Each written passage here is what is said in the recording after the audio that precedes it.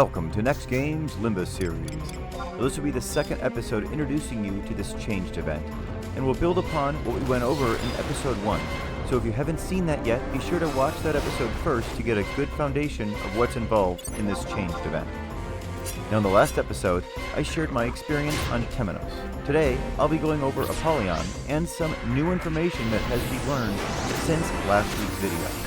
First, I didn't mention it last episode, but you will see a home point crystal next to the 3 entrances to Limbus. So if you haven't gotten those yet, be sure to click on them next time you run by to make your trip to Limbus shorter enough. Apollyon works very similar to the way Temenos did, in regards to killing enemies to clear the meter in the upper left corner of the screen so that you can get the key item and progress to the next floor.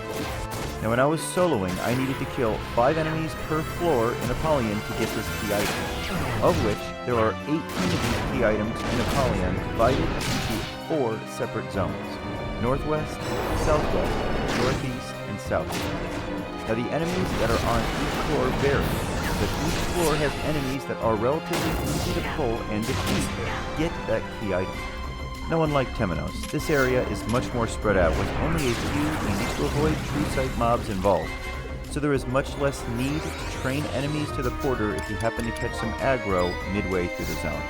So overall, I would say this is going to make farming units for your artifact armor easier than relics from Temenos. Now, this is further made true by the shimmering question marks I mentioned in the last video. While they are rarely seen in Temenos, they are seen quite frequently in Apollyon, granting opportunities for an easy 3,000 units whenever you find one. Now, speaking of those marks, some more information has been discussed and revealed in the last week, and it now seems that after a period of time since the last shimmering marks disappeared, a random enemy somewhere in Apollyon will start to check as a possible target. Now once he does, someone needs to kill him, and once he's killed, the shimmering effect is going to appear somewhere on that floor and stay there for a period of time, usually reported as many hours. Once it disappears, then the timer for the enemy to spawn it starts again. Keep in mind that this is a very loose understanding of the way it works, and it's really just starting to be figured out.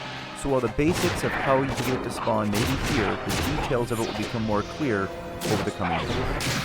Now people are also suspecting that the reason it's not often seen in Temenos is because so many enemies are trained to the porter or killed upon it, which it's suspected will either reset the timer or stop the shimmering effect from appearing altogether.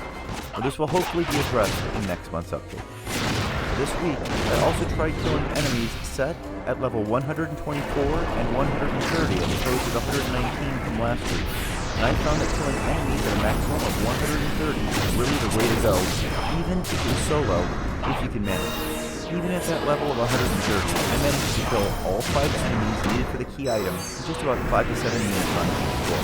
But I was now getting far more exemplar points at just over 300 per kill at my present master level of 32, and instead of getting 84 units per floor, as I was getting when the level was set to 119, I was now getting 306 units per floor with it set to 130.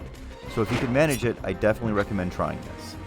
I've also noticed a lot of soloers not using any trust landing. Well, I figured maybe I was missing something, so I tried a floor without trust, and all it really did was slow me down. It didn't give me any more exemplar points or units, and it didn't fill my bar any faster. So if anyone can tell me why so many soloers are taking on this event without any trust, please share it down there in the comments. I also didn't point out last week that after you open a chest in either Apollyon or Temenos for the first time, all times after that in each zone will have the chance to grant you a special increased support effect. Now in Temenos, this will increase all of your forms of accuracy, and in Apollyon, it will increase all of your base stats. There is also a vital grace buff that increases your hit points and reduces the amount of exemplar points lost upon death. Now while these aren't really needed for the current content, I'm sure they will become more helpful when things like bosses are released here in the future. Now as usual, once acquiring all 18 key items in Apollyon, head over to the top floor of one of the 4 main zones to open a chest and get either 3,000 or 5,000 units in a possible support effect increase. Now the process will then repeat, and this is basically all that's involved with this event at this time. I also want to say that in Apollyon I noticed some enemies were definitely much weaker to my 2-step skill chain with dual magic burst strategy that I used last week heavily than others were.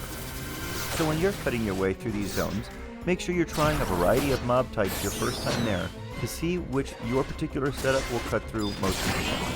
That's about all I have to share in this episode. Enjoy the new event over the coming weeks, and I'll be sure to report back in another episode when there is more notable additions to this event. Thanks for watching, everyone. We'll see you next time.